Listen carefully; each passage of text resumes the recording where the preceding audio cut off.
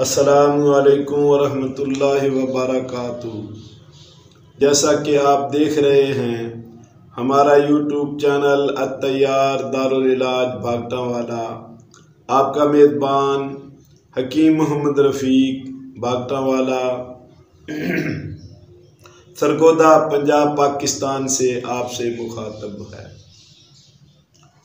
آج کا ہمارا موضوع جو ہے یہ بلڈ شوگر کے متعلق ہے کہ بلڈ شوگر کیا چیز ہے اور اس کا علاج آسان ترین کیا ہے۔ ہمارے معاشرے میں جس قدر بلڈ شوگر ایک عام مرض کی کیفیت یا صورت میں پھیل چکا ہے اور لوگ اکثریت اس کا علاج ناممکن اور ایسا کہتے ہیں کہ شوگر کا علاج بالکل کوئی نہیں ہے۔ نہیں بلکہ شوگر کا علاج ممکن ہے اور بہت زیادہ آسان ہے، جبکہ انگریزی دواؤں سے شوگر کا علاج جبکہ وقتی ہوتا ہے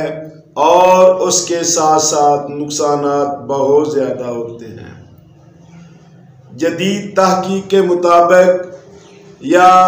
جدید ریسرچ جو ہو چکی ہے اس میں دیسی دوائیں کارگر ثابت ہوتی ہیں، ان کا کوئی سائیڈ ایفیکٹ نہیں ہوتا، نہ ہی جسم میں کوئی کسی قسم کی کوئی تکلیف بڑھتی ہے، بلکہ ان سے اللہ کے فضل و کرم سے شفا کا سیدھا راستہ نکلتا ہے۔ جبکہ سائیڈ ایفیکٹ انگریزی دواؤں کے بے شمار ہیں۔ سب سے بڑا اور سب سے پہلا جو فیکٹ ہے وہ کیا ہے؟ انگریزی علاج سے گردوں کا ناکام ہو جانا، گردے تباہ و برباد اور خراب ہو جاتے ہیں، جس کی وجہ سے مریض آہستہ آہستہ موت کے منہ میں چلا جاتا ہے۔ شوگر کا علاج اور اس کی وجوہات جو ہیں وہ بیان کریں گے۔ شوگر جدید تحقیقات کے مطابق جگر و غدد کی مشینی تحریک گرمی تری کی وجہ سے ہوتی ہے، یعنی جگر میں گرمی اور اعصاب میں تری بڑھ جاتی ہے۔ غدد ناقلہ کے فعل کی مشینی تحریک یعنی تیزی کے ساتھ ہوتی ہے اور صفرا کا اخراج ضرورت سے زیادہ ہو رہا ہوتا ہے۔ دماغ و اعصاب میں سستی اور کمزوری ہو جاتی ہے اور دوسری طرف قلب و عضلات میں شدید تحلیل ہو رہی ہوتی ہے۔ لہذا شوگر کے علاج میں جو ہم دوائیں کھلائیں گے وہ ہوں گی تر گرم اور تر سرد، اور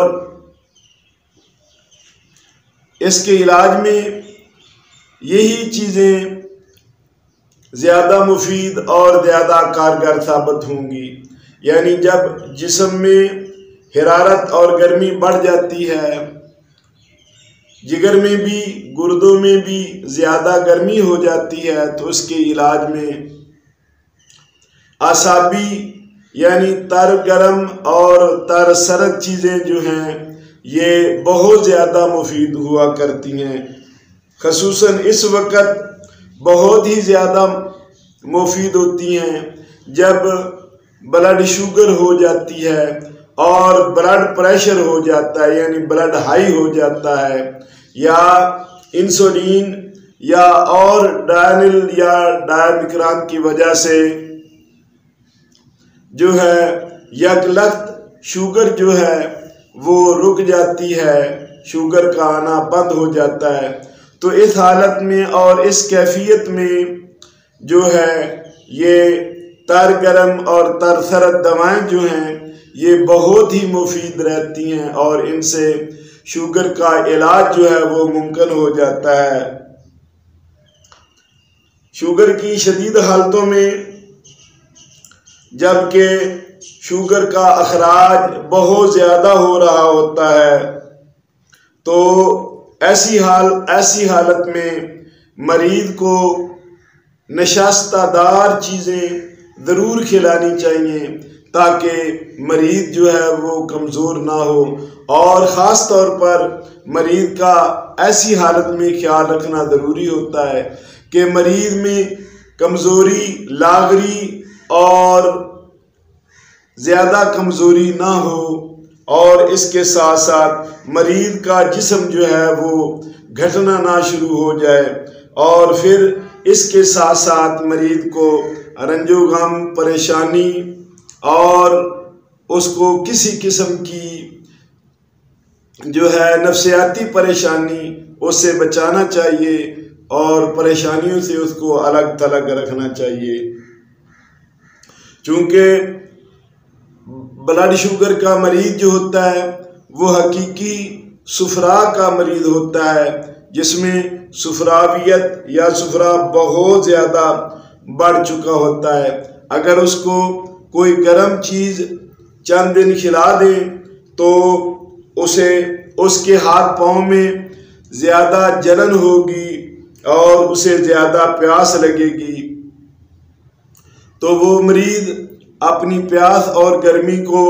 کم کرنے کے لیے بار بار نہاتا ہے، بار بار ٹھنڈا پانی پیتا ہے، اور بار بار اپنے جسم پر جو ہے وہ ٹھنڈا پانی ڈالتا ہے تاکہ اس میں حرارت اور گرمی کی شدت کم ہو جائے۔ تو بار بار جسم پر ٹھنڈا پانی ڈالنے سے جسم کے مسامات جو ہیں وہ بند ہو جاتے ہیں، اور مریض تھوڑی دیر بعد پھر پہلے سے زیادہ پریشان اور تلخی محسوس کرتا ہے، اور پہلے سے زیادہ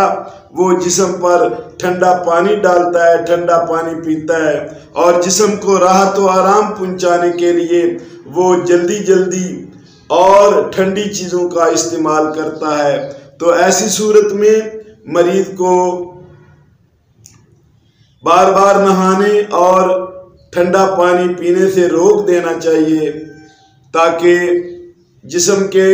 مسامات کھلے رہیں اور مریض کی بے چینی اور پریشانی نہ بڑھے۔